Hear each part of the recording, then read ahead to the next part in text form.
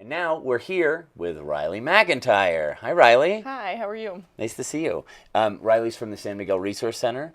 So tell us, before we get into that, because that's very important to me, I want to know your story. How did you come to be in Telluride? Well, I was actually born and raised here, so all of middle school, high school, and then I've been gone for about 8 years, living in different places, working in education, and then I came back over the summer because I got a job at the San Miguel Resource Center, so I was excited to have a job that I cared about to give me a reason to come home. Yeah, and being home. It's amazing, right? And your mother was also born here, right? Yep. You're like you're third generation? Yeah, my grandma was born in the area. My grandpa came here when he was about 3, so. Wow. Yeah. That's amazing. He came to Telluride when he was 3.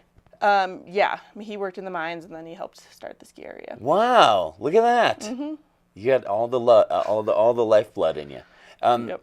Your mother was born at the hospital, right? At the miners' hospital itself. Yep. It's amazing. Tell me a little bit about the new job that you have, the San Miguel Resource Center, what you guys are doing. You chocolate lovers Fling is coming up. Yeah, so I started my job as the advocate coordinator, but now starting in November, I became the executive director of the San Miguel Resource Center. Nice. So, congrats. yeah, I know it's exciting. A big change, but a good one.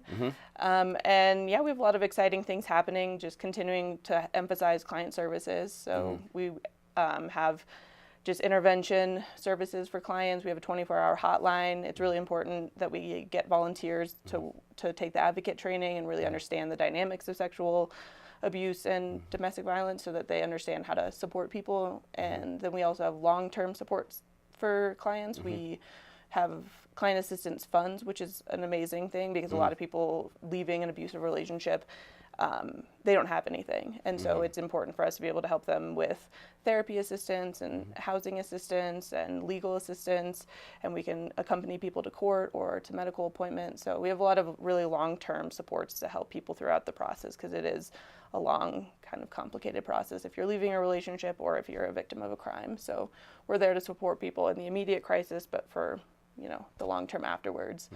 And then another really important part of our program is our prevention education, which kind of makes the San Miguel Resource Center unique in its programming, because obviously you don't want to just be focusing on crisis intervention all the time. You want to make sure that we're teaching people about healthy relationships early on and about setting boundaries and healthy communication. So we have a really great program in the schools in Telluride, in Norwood, Nucla, Natarita, Paradox.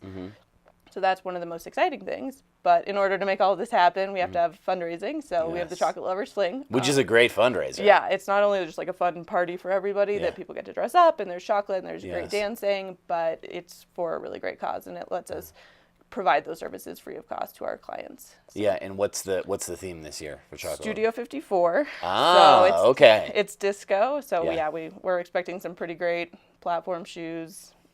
Bell bottoms. All you got to do, right? Throw a party in Telluride and make people dress up and people will come. Yeah, and we have a pretty exciting DJ this year, too. I think she did Tab before, but it's Kat V, and she's an electric violinist. So yeah. She did Tab last year, I think. I think she was up there. I've heard great things. I'm really excited. She was amazing last year. Yeah, and we have the Dance Collective performing, and great. So that's always kind of gets people inspired and makes people want to dance. So we have a light up dance floor as well, so it should be exciting. All right. It sounds like you've pulled out all the bling for this one. It's gonna be shiny. I feel like when you think of Studio 54, you think of like bling and shiny. I think that you're right. So I think that that's a great thing that you put together there. Now tell me a little bit, if I can go back a little bit to your programming. How have you seen the programming increase in terms of your educational programming with all the new sort of stuff coming out in Hollywood and all the abuses against women and the Me Too movement? Is this something you see? Like, are you seeing an influx or is it kind of a steady stream?